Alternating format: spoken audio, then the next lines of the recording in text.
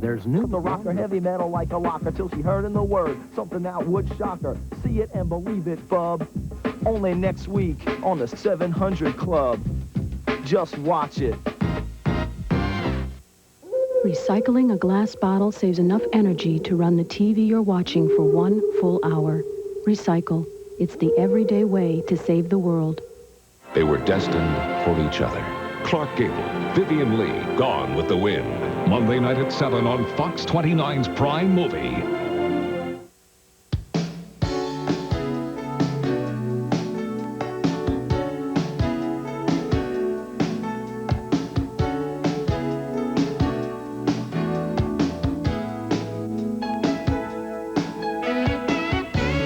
Welcome to Minnesota Voices with Mike Edwards. Sponsored in part by International Design Center.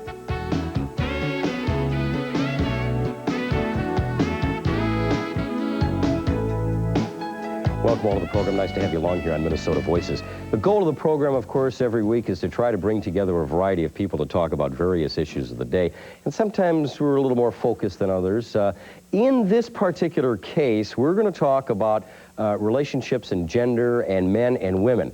One of the problems we have is that, as is the case in this business, sometimes things change. We invited Susan Wiese from, pardon me, I was just talking about Susan Wiese. We invited Trish Van Pilsum. Susan's going to be on in a subsequent show.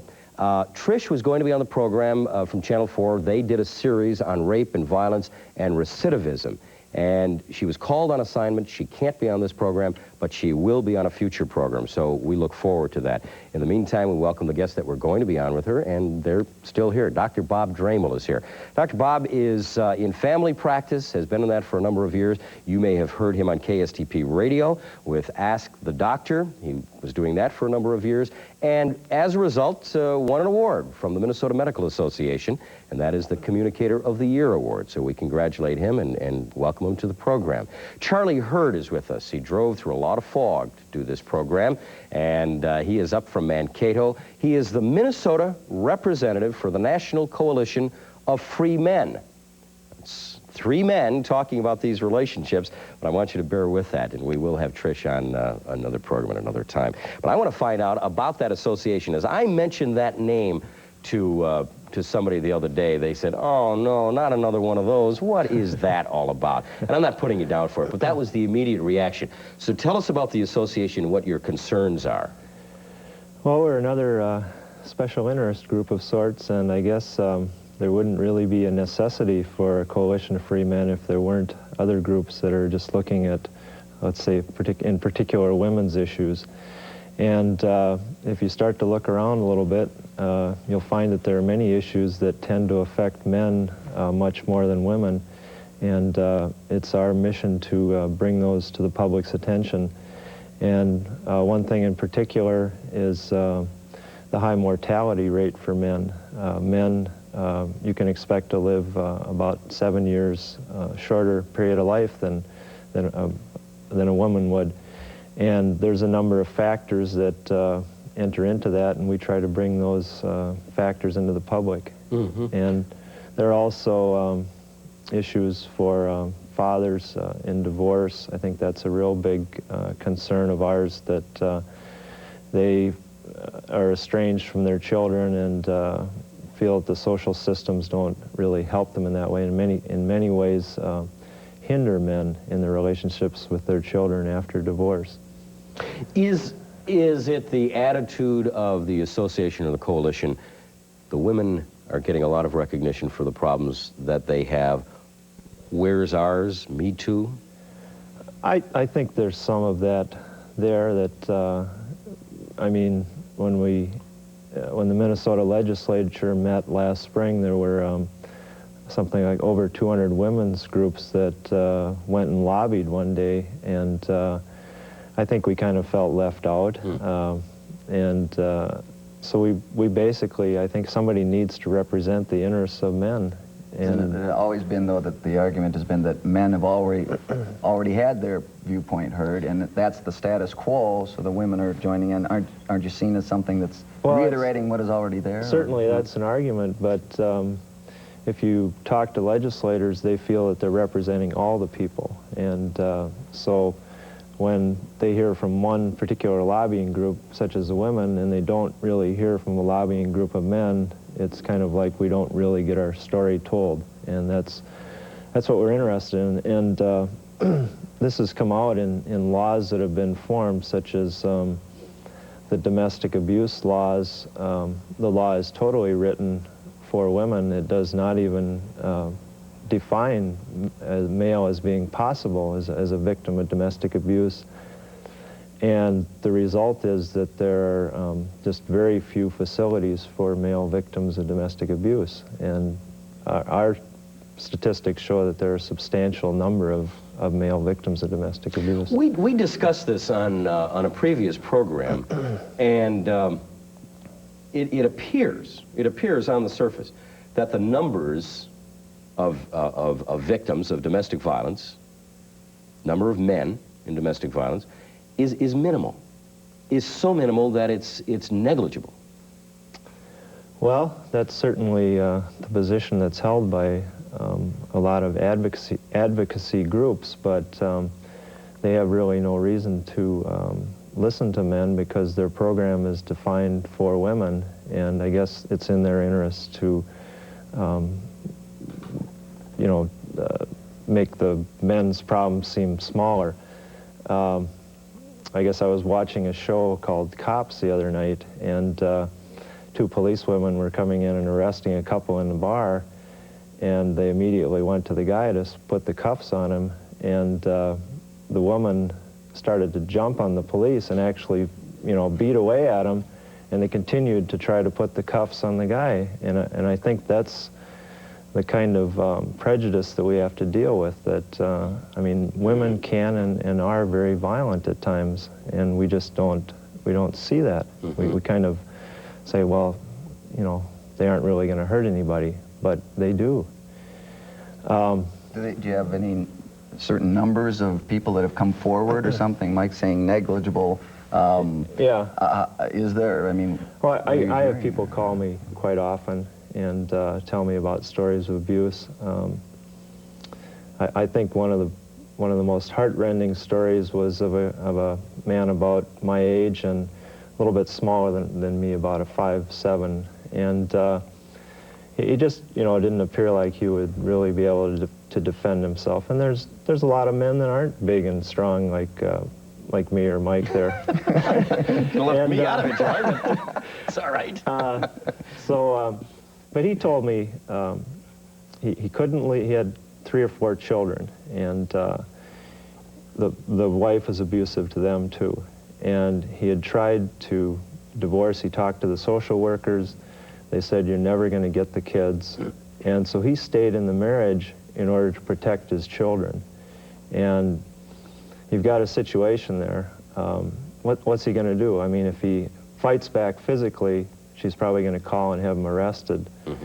But what other alternative does he have? And I think that happens in a lot of situations, that there's kind of an assumption that men can defend themselves. If they don't, they're, you know, wimps. But I think what also came out of the other show was that in most instances, you can. Most instances, we can. In most instances, we, the male, are indeed stronger than the female. Sure, until somebody picks up a weapon. Okay. And that's, of course, the big equalizer, and women do pick up weapons and use them.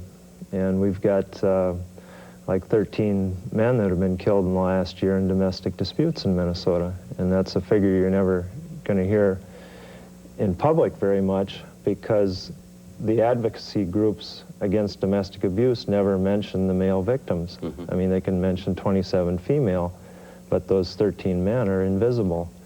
And I'm not saying that, you know, the male victims of abuse are equal to the number of female victims of abuse, but it's our sense that if someone is abused, that they deserve the right to state-sponsored services. I mean, we've paid taxes, and they should have the right. If there's 1% of victims, that they should have the right to have services. There are a couple of phrases that are kind of catchphrases, but in a sense they tell the story. Years ago, when would watch television and you wouldn't see as many minorities on television. Back in the 60s, when really we were just making a breakthrough, you'd sit there and say, well, we're not overtly anti-black, anti-Hispanic, anti-Indian, American Indian, Native American, but at the same time, the absence was a benign neglect, a violence of omission. So if you're saying that if indeed this occurs, and we know that it does, if we don't recognize it, it is indeed benign neglect, and it's not right. Is that it? Sure, sure.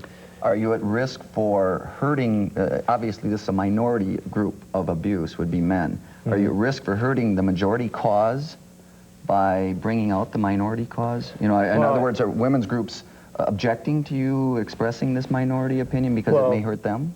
Their fear is that funding will go to men and that there's so much funding and that then they'll have less funding for women's programs. But I guess, to me, a victim of domestic abuse is a victim of domestic abuse, and we need to help them all equally. And we're trying to get the legislature to pass legislation at least to count the male victims at this point and to extend services also to them. And we feel that many of the women's shelters could extend their services and branch out and serve those men, or possibly separate services could be set up. Now, this is a national association, by the way, and in looking at your board of advisors, right at the top of the list, I saw the most bleeding heart liberal in the world, and that's Ed Asner, sitting at the top of the list. Oh, yeah. Right? We're a very liberal group. We believe in... you would think the opposite. We believe in equal rights and equal responsibilities, and I think that's where sometimes a portion of the feminist movement falls down, is that they don't really see the responsibilities. I mean, are they lining up at the post office and attempting to sign up for the draft, like every man is required to do? I mean, you got to take the responsibility if you're willing to take the rights. What do you think about that, Beth? Well, some women's groups are actively wanting that role. So it sounds like we're they're trying to meet. It's maybe a liberal group, but a lot of women's groups, liberal groups, are trying to meet halfway. Maybe a lot of women's groups are saying we want those draft privileges for equality. Yeah. And it sounds like he's looking for equality. That's what's so confusing, is that you know, we hate to put labels, but it's inevitable. You happen to see and hear, and you say, well, let's put them in that little pigeonhole, and you say, well, it must be this right-wing organization. Yeah. But it doesn't appear to be. Well, we're not. Yeah. No. And I mean, you don't have to defend one side or the other. We're an equal rights organization, and we're basically just trying to bring out some issues that affect men. But if you're in that position, it makes for some real sparks, because I would imagine the strong feminists are saying, "Get out of our way! What are you doing here?" Well, I don't. Or do they? I don't think the strong feminists. I think there are a number of women that have been very hurt in society, and that they're kind of trying to get back at men. But I've gotten support from you know, some very well-respected feminists. Oh, good. Let's move from the question of violence to some other issues pertinent to men, pertinent to women, and we'll pick up on that in just a couple of moments here on Minnesota Voices.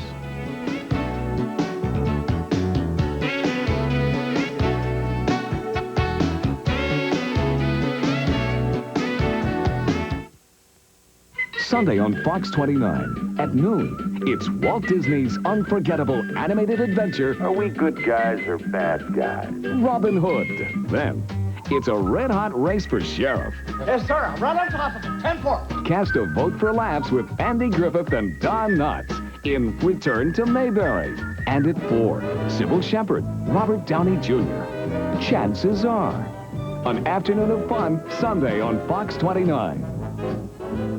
In a war that tore a nation apart, he was a scoundrel captain, the reckless, ruthless Rhett Butler. You should be kissed and often. Burning with desire. And by someone who knows how. Driven by destruction. A devastating fight to the finish. Clark Gable is Rhett Butler in the classic legend of love and war. Gone with the Wind. Monday night at 7 on Fox 29's Prime Movie.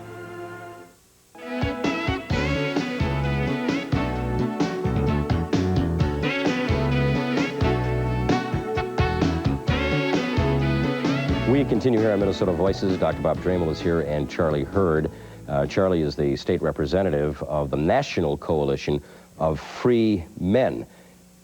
Are there other issues, Bob, that you might think of that haven't really been talked about, that are germane to men, that you say, you know, we get into these discussions and no one's listening, or we really don't bring these out publicly? What might they be?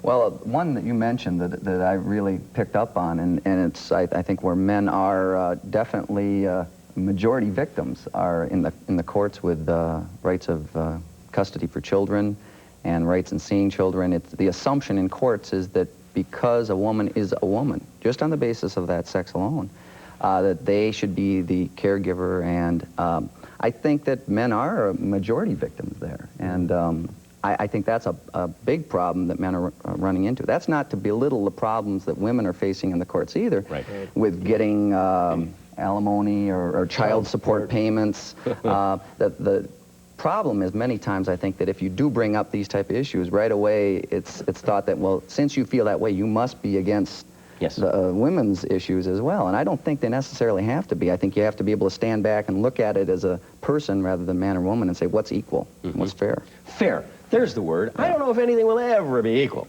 It ain't never going to be equal. Right.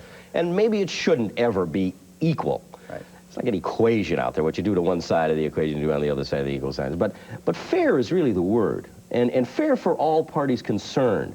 And I've asked that question a number of times. Why is it that if a man goes in the court, why do the women always get it? And there is that internal sociological bias that says they are the better caregivers, they are the nurturer. Once you put yourself in that position, it's kind of difficult to extricate yourself. Which is kind of a sexist view, really. Yeah. But I see that too. I view, I find myself viewing that way too, that the maternal instinct and the mother and so forth. But there are times where the mother is not the more fit caregiver. I think that should be recognized. I'm not sure it always is as often as it should be, but then the man should get it. It shouldn't be that bias. Well, we're trying to push the idea of shared custody, and I think it can work in some relationships, and I think we want that to be the assumption, and then if there's some particular reason why a parent isn't fit, then then it should go to the other parent.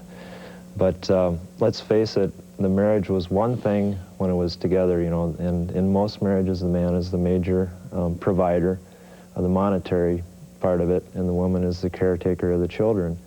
And guys go into court, and the judge looks at that and he says, well, the mother was the major caretaker for the children, so she gets the kids. But this is a new relationship after the divorce, and the father may choose to work less, he may choose to take on the children, and he should have that right. And this word visitation, I think, is one of the worst. I haven't thought of another term for it, but to say that a father is visiting his children, that is an insult, and something has to be done about it. And there's many laws to enforce child support, but if you try to enforce visitation, it's going to cost, you're going to have to go into court, it's going to cost you $1,000 in lawyer's fees, and there's no guarantee that she's going to get any sanction as far as visitation. I mean, I've seen it where guys will be picking up their kids on Christmas Eve, and they're not given the kids, and they have no recourse but what to go into court a few days later. And you can never give them back that Christmas Eve with their kids again. And I hear these complaints quite often, and Are you a divorced person, Charlie? No, I'm not. No. Recently married? I got married about a month ago, okay, and I have a 15-year-old daughter. And I was reading that. That's why I asked. I was reading that in your. Yeah, we never got married, and I think that's another issue that needs to be examined, is giving some support to men that just don't want to marry the woman. And we've got support systems for single women now, or at least we're trying to improve those. But we really need to give some emotional support to fathers, and it makes sense, because the closer that fathers are bonded with their children, the more likely they are to pay child support too. And so we really need to look at that issue of these unseen fathers, these invisible fathers, and try to give them some help. I still have to clarify something in mind. I'm missing something here. Okay. You have a 15-year-old child. Right. With this woman that you now married? No. No, it was from a previous relationship. Previous relationship, Yeah. okay, but you're married to... Was it difficult for her to come into this relationship? Your new wife? No. No. She accepted your 15-year-old. Oh, yeah. Well, my daughter doesn't live with me either, but we all get along fine, and I even get along with my daughter's mother, and a part of this whole divorce and thing is just kind of trying to get along with people, and, you know, not just saying, oh, this is my position, and I'm going to stick to it, and I'm going to sick my lawyer on you.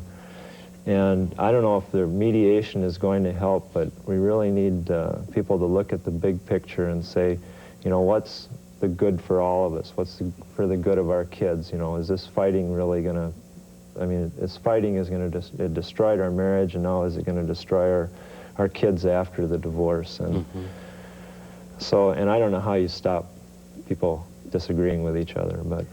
It seems like it's difficult, though, to separate things into gender. I mean, I'm thinking of guys that abuse the wife, and where the wife should have the kids and taken away, and they don't make their payments. And then there are situations that you talk about. Sure. It's hard for me to think, well, the men need this much more support, or the women need this much more support. Sure. It seems it has to be taken so much more on an individual basis, with each one not necessarily looking at men or women. Yeah, they're affected in different areas. Like you said, the economics are difficult for the women, generally speaking, and the child issues are difficult for the men. So, but yeah, I think we got to look at individuals, and sometimes I don't really want to be a representative for just men, because I like to see each person as an individual, but on the other hand, I feel like I have to do this job to get these issues out into the open.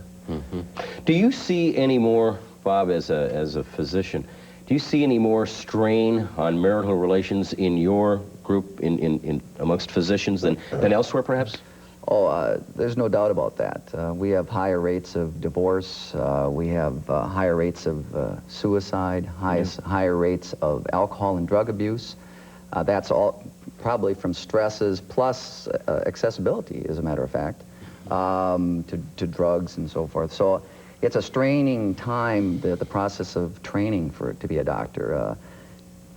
Students who go into medical school married, their divorce rate is much higher than other postgraduate studies, for instance.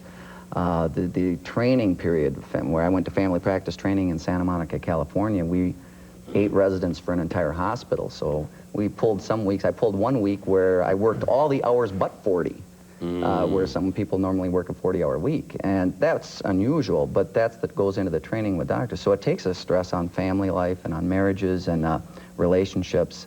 Makes it difficult. A lot of people don't realize that, but it is tougher.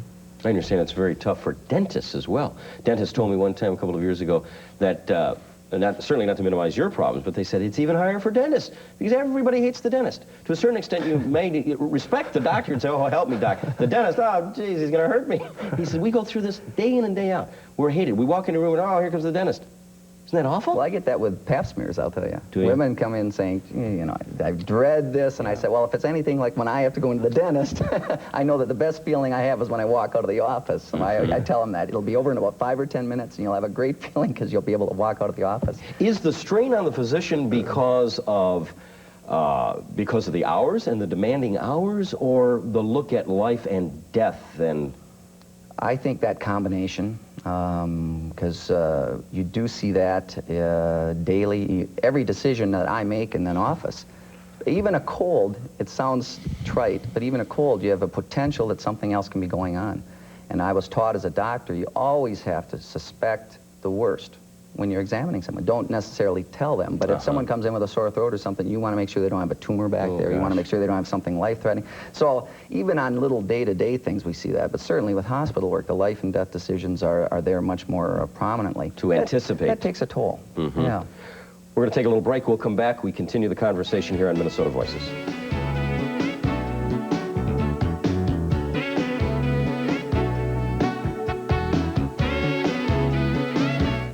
Next on A Different World, the job hunt is on. can bring home the bacon, fry it up in a pan. Whitley, in the workplace? You are looking at the newest employee of Princess Promise Cosmetics International. What will you be doing? You learn the business from the bottom up. Product development and testing. I'll be out there with my hands on the pulse of the consumer. You're a spray lady. A Different World, Monday night at 6:30 on Fox 29.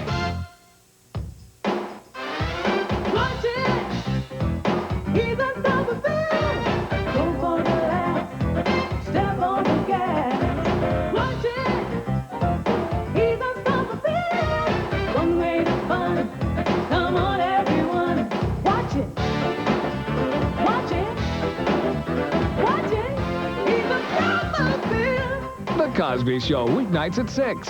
It's on Fox. Fox 29.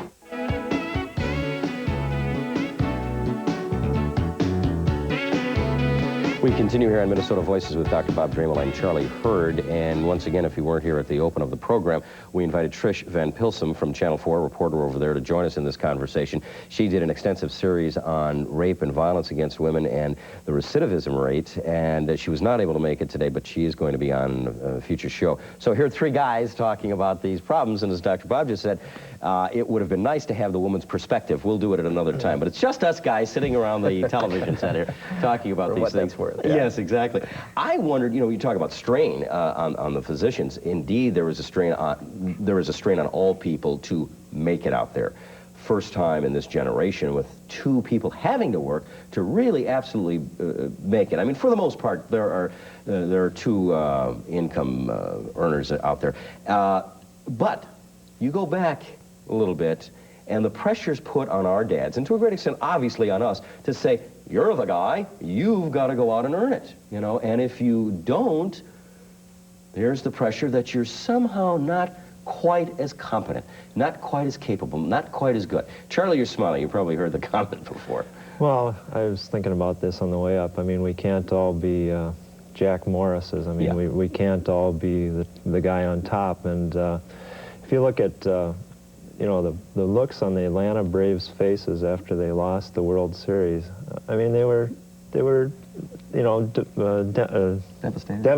Yeah. Mm-hmm. And yet, these are the top 20 athletes in the world, and it's just hard to imagine. I mean, if they're that devastated, how do other men feel when they can't, perform or be these great guys like that? And Listen, the ugliest scenario of that is Donnie Moore when he gave up the pitch for California. Mm-hmm. The home run took him out of the series, and Out of his life. And Really? it cost him his life. He committed suicide later on. Was that right? Yes, Mm-hmm. yes. So he absolutely couldn't stand it. I think it's tough with the, you were talking about our dads and but it's real tough, I think, now with both working, at least I see it in my office, because it's difficult to juggle schedules to get kids in for visits and vaccinations, immunizations, not even just the routine, but then ear infections and arranging with daycare, and who's going to take off work and who's going to be responsible for getting the child in for not only acute things, but routine things. So it's the family structure's changed so much that it's difficult to work around that. That's why we're seeing more late hours and weekend hours and things. You're absolutely right, and I think back to when I was in ownership and management and had to pay a little more attention to the business and less attention, I thought, to the family. When my wife would call and say, we've got this problem with the little kids, I'd say, well, take care of it. I can't leave the office. Under other circumstances, I would never think about that now, because you just realize that it takes two. It takes two. You can't just have one. About 1 minute left in the show. Charlie, some final comments? Well, I guess talking about, men are performance objects. If women are sex objects, then men are performance objects. And I think we really got to look at the damage that does, the expectation that we're all going to be able to live up to the image of being a successful and good man. And well, we hear about the 80s woman or the 90s woman that can do it all. I guess now we're seeing men with similar expectations. And I think you got to give guys permission to maybe fail every once in a while. I agree. Well, let's try to succeed anyway. Bob, good to see you. Charlie, thank you very much for joining us. Thanks. All here on Minnesota Voices. Thank you.